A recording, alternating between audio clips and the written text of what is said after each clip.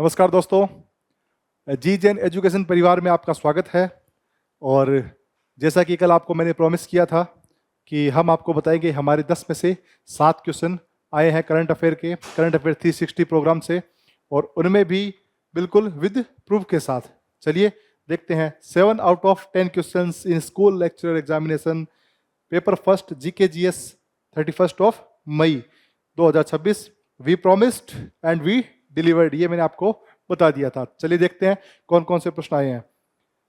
सबसे पहला प्रश्न ये देखिए, Rajasthan AIML policy 2026 was launched on which date, मतलब किस तारीख पर ये पॉलिसी लॉन्च हुई थी। तो हमने देखो, आपको जो हमारा करंट अफेयर 360 PDF है, और जो मेरा पहला लेक्चर था उसमें 12वें मिनट पे आप देखना, ठीक है, पेज नंबर 2 देखना करंट अफेयर 360 PDF पे। यहाँ पे मैंने साफ साफ लिख रखा है कि राजस्थान क्षेत्रीय AI इम्पैक्ट सम्मेलन हुआ था, वो JECC में 6 जनवरी को हुआ था। ये देखो 6 जनवरी यहाँ पे साफ साफ लिखा हुआ है। और उसी दिन मैंने यहाँ पे बता रखा है कि इस दिन मुख्यमंत्री भजनलाल जी शर्मा द्वारा निम्नलिखित कार्यक्रमों का शुभारंभ किया गया था, और ये कार्यक्रम था राजस्थान AIML पॉलिसी 2026 का शुभारंभ। साफ साफ शब्दों में लिख रखा है, और मैंने आपको बताया भी था ये इंपॉर्टेंट है, ठीक है।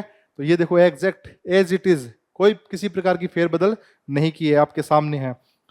ये पहला प्रश्न।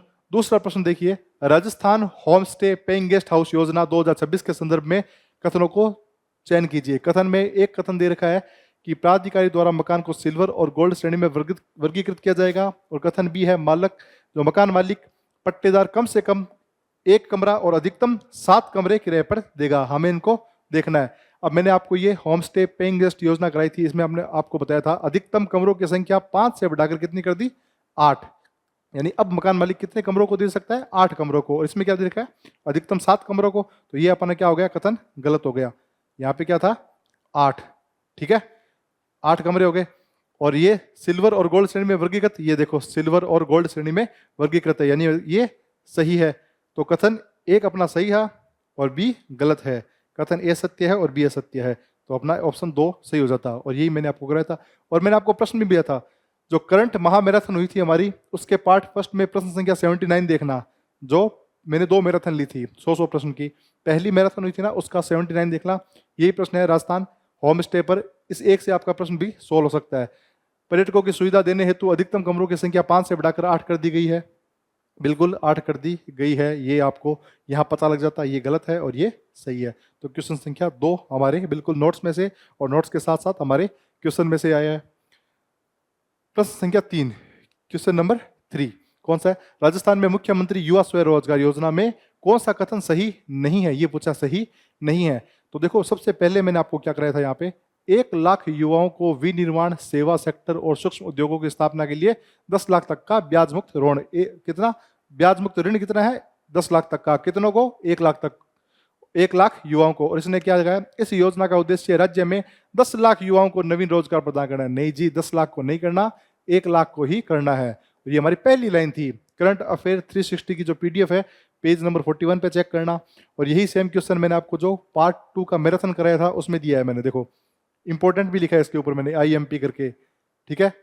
ये देख लीजिए साफ साफ 68 नंबर क्वेश्चन है, उसमें पहला ऑप्शन है, इसका उद्देश्य 1 लाख युवाओं को रोजगार देना है। और हमें ये पूछा था सही नहीं है, तो यही पहला ही सही नहीं है, ठीक है। बाकी कथन पढ़ोगे बिल्कुल सही है, ठीक है। अब देखते हैं आगे। ये 3 क्वेश्चन हमारे नोट्स में सीधे सीधे। चौथा क्या है, PM E-ड्राइव योजना के तहत वित्तीय वर्ष में EV चार्जिंग इंफ्रास्ट्रक्चर विस्तार के संदर्भ में निम्नलिखित कथनों पर सही विकल्प चूज कीजिए। A और B, 2 आपको कथन और वो क्या कहते हैं, कथन और कारण दे रखे हैं, असर्शन और रीजन। तो पहला, इस योजना के तहत प्रदेश के 282 स्थानों पर 691 EV पब्लिक चार्जिंग स्टेशन स्थापित करने का प्रावधान है। नहीं, ये देखो मैंने आपको PM E-ड्राइव योजना आपको मैंने PDF भी दी थी, जो जीजेन एक्स्ट्रा डोज करके मैंने आपको PDF दी थी। उस PDF के पेज नंबर 3 पे देखना, ये है 591 है। कितने हैं, 591, और इसमें कितने दे रखे हैं, 691, ठीक है। और योजना के अनुसार जयपुर में 122 और अजमेर में 39। नहीं जी, योजना के अनुसार जयपुर में 112 और अजमेर में 49। और ये सेम प्रश्न मैंने आपको महामैराथन में दिया, सेम प्रश्न देख लेना आप देखो मेरे प्रश्न को। PM E-ड्राइव योजना के संदर्भ में राजस्थान पर विचार करें। इसके तहत राज्य की 4 स्मार्ट सिटीज में 591 EV चार्जिंग स्टेशन है। इसमें कितना लिखा है, 691 है, तो ये गलत हो गया। स्वीकृत योजना के अनुसार सर्वाधिक चार्जिंग स्टेशन जयपुर, और ब्रैकेट में मैंने लिख रहा है 112 स्थापित किए जाएंगे, और ये प्रश्न मैंने कहा था सही है यह कथन, तो इसमें क्या लिख रखा है 122, इसका मतलब ये भी गलत हो गया, यानी ए और बी दोनों असत्य है। ठीक है, आगे चलते हैं। बिल्कुल एग्जैक्ट प्रश्न है हमारे, प्रश्न में से भी आया है और इसके साथ साथ प्रश्न के साथ साथ पीडीएफ में भी है। प्रश्न संख्या 5, प्रधानमंत्री इंटर्नशिप योजना का पायलट प्रोजेक्ट था, इसमें हमको बताना है। इसमें हम इस आपको 3 स्टेटमेंट दे रखी है, और जो जीज and extra dose page number 9 है, इस पे मैंने सिर्फ 3 स्टेटमेंट दी है, तीनों की तीनों यहाँ पे है, तीनों की तीनों यहाँ पे है। देखो, पीएम इंटर्नशिप योजना को 2026 में मासिक स्टिपेंड ये 6 नहीं है 5 है, 5 से बढ़ाकर 9,000 कर दिया गया है। ये ऑप्शन कहाँ है, ये रहा। इंटर्नशिप के लिए सहायता 5,000 से बढ़ाकर 9,000 कर दी गई है, बिल्कुल ठीक है। न्यूनतम आयु 21 से घटाकर 18 वर्ष और अधिकतम आयु 25 वर्ष।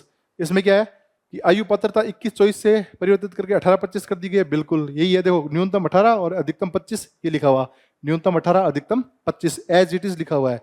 और अवधि का बदलाव, इंटर्नशिप की अवधि 12 महीने के बजाय अब 6 या 9 महीने की होगी। इसमें क्या लिखा है, इंटर्नशिप की अवधि अब 1 वर्ष या 12 महीने 1 वर्ष हो गया, घटाकर 6 या 9 महीने की कर दी गई है, तो बिल्कुल सही है, तीनों कथन सही है, तो option A B C correct है। और ये एज इट इज देखो, 4 चीजों में से 3 चीज इसमें है, 1 2 3 4 स्टेटमेंट है, और 4 में से 3 आपके सामने ऑप्शन में थे, बिल्कुल डिट्टो, किसी प्रकार का कोई फेरबदल नहीं है। तो सीधा सीधा आपके सामने प्रश्न और उसके उत्तर मौजूद थे।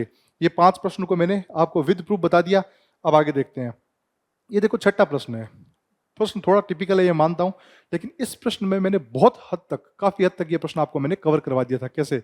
देखो, मार्च 2026 में जो पैरालंपिक चैंपियन है कृष्णा नागर, इनके बारे में पूछा था कि इन्होंने 7वीं नेशनल पैरा बैडमिंटन चैंपियनशिप में 2 स्वर्ण जीते थे, एक तो खुद के सिंगल वर्ग में और एक मिश्रित वर्ग में। तो इन्होंने पहला स्टेटमेंट दिया है, उन्होंने पुरुषों के एकल स्पर्धा फाइनल में सुदर्शन एमएस को हराया। अब आप मेरी करंट अफेयर 360 पीडीएफ की पेज नंबर 65 पे जाना, जो आपने ऑलरेडी डाउनलोड कर रखी है, ठीक है, ऑलरेडी डाउनलोड आपके पास है, उसमें देखना पेज नंबर 65 पे जाओ। पुरुष एकल में सुदर्शन एमएस को हराया, मैंने तो ये भी बताया, पॉइंट भी बता रखे हैं कितने पॉइंट से हराया। इसने तो सिर्फ ये पूछा है कि एकल स्पर्धा में फाइनल में सुदर्शन एमएस को हराकर स्वर्ण पदक जीता है, बिल्कुल स्वर्ण पदक जीता है। ये देखो, ये 2 स्वर्ण पदक, तो ये स्टेटमेंट सही है। मिश्रित युगल में कृष्णा नागर और नित्याश्री सुमति शिवन ने सुदर्शन एमएस और श्रेया कुमारी को हराया। ये मैंने पीडीएफ में दिया है और पढ़ाया भी मैंने आपको, ये मैंने आपको पढ़ाया भी है, ठीक है। और इसमें क्या रहेगा कि एक और स्वर्ण पदक नित्याश्री सुमति शिवत के साथ मिक्स डबल में जीता है, बिल्कुल जीता है।